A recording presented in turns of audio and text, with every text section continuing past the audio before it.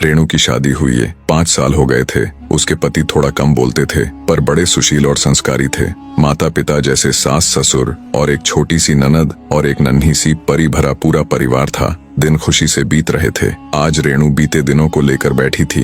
कैसे उसके पिताजी ने बिना मांगे 30 लाख रुपए अपने दामाद के नाम कर दिए जिससे उसकी बेटी खुश रहे। कैसे उसके माता पिता ने बड़ी धूमधाम से उसकी शादी की। बहुत ही आनंदमय तरीके से रेणु का विवाह हुआ था। खैर बात ये नहीं थी। बात तो ये थी कि रेणु के बड़े भाई ने अपने माता पिता को घर से निकाल दिया था क्योंकि पैसे तो उनके पास बचे नहीं थे। जितने थे उन्होंने रेणु की शादी में लगा दिए थे। फिर भला बच्चे माँ बाप को क्यों रखने लगे। रेणु के माता पिता एक मंदिर में रुके थे। रेणु आज उनसे मिल के आई थी और बड़ी उदास रहने लगी थी। आखिर लड़की थी, अपने माता पिता के लिए कैसे दुख नहीं होता। कितने नाजों से पाला था। उसके पिताजी ने बिल्कुल अपनी गुड़िया बनाकर रखा था। आज वही माता पिता मंदिर के किसी कोने में भूखे प्यासे पड़े थे। रेणु अपने पति से बात करना चाहती थी कि वो अपने माता पिता को घर ले आए, पर वहां हिम्मत नहीं कर पा रही थी क्योंकि उनके पति कम बोलते थे, अधिकतर चुप रहते थे। जैसे तैसे रात हुई और रेणु के पति व पूरा परिवार खाने के टेबल पर बैठा था। रेणु की आंखें सहमी थीं।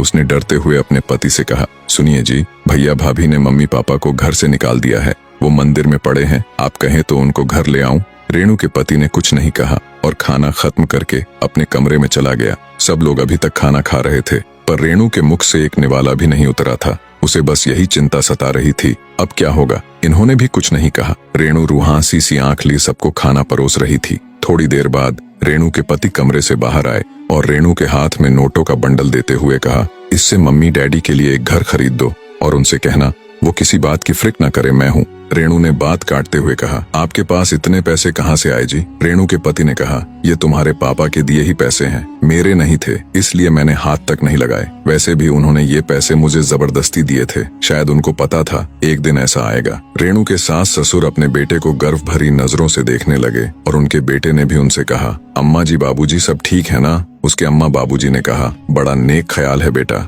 हम तुम्हें बचपन से जानते हैं। तुझे पता है अगर बहू अपने माता पिता को घर ले आई तो उनके माता पिता शर्म से सर नहीं उठा पाएंगे कि बेटी के घर में रह रहे और जी नहीं पाएंगे। इसलिए तुमने अलग घर दिलाने का फैसला किया है। और रही बात इस दहेज के पैसे की, तो हमें कभी इसकी जरूरत नहीं पड़ी क्योंकि तुमने कभी हमें किसी चीज की कमी होने नहीं दी। खुश रहो बेटा कहकर रेणु और उसके पति को छोड़ सब सोने चले गए। रेणु के पति ने फिर कहा, अगर और तुम्हें पैसों की जरूरत हो तो मुझे बताना और अपने माता पिता को बिल्कुल मत बताना। घर खरीदने को पैसे कहाँ से आए, कुछ भी बहाना कर देना, वरना वो अपने को दिल ही दिल में कोसते रहेंगे। चलो अच्छा, अब मैं सोने जा रहा, मुझे सुबह दफ्तर जाना है। रेणु का पति कमरे में चला गया और रेणु खुद को कोसने लगी। मन ही मन न जाने उसने क्या क्या सोच लिया था। मेरे पति ने दहेज के पैसे लिए हैं, क्या वो मदद नहीं करेंगे। करना ही पड़ेगा, वरना मैं भी उनके माँ बाप की सेवा नहीं करूंगी। रेणु सब समझ चुकी थी कि उसके पति कम बोलते हैं पर उससे कहीं ज्यादा समझते हैं। रेणु उठी और अपने पति के पास गई माफी मांगने। उसने अपने पति से सब बता दिया। उसके पति ने कहा, कोई बात नहीं होता है, तुम्हारे जगह मैं भी होता तो यही सोचता। रेणु की खुशी का कोई ठिकाना नहीं था। एक तरफ उसके माँ बाप की परेशानी दूर, दूसरी तरफ उसके पति ने माफ कर दिया। रेणु ने खुश और शर्माते हुए अपने पति से कहा, मैं आपको गले लगा लूं। उसके पति ने अट्टहास करते हुए कहा, मुझे अपने कपड़े गंदे नहीं करने। और दोनों हंसने लगे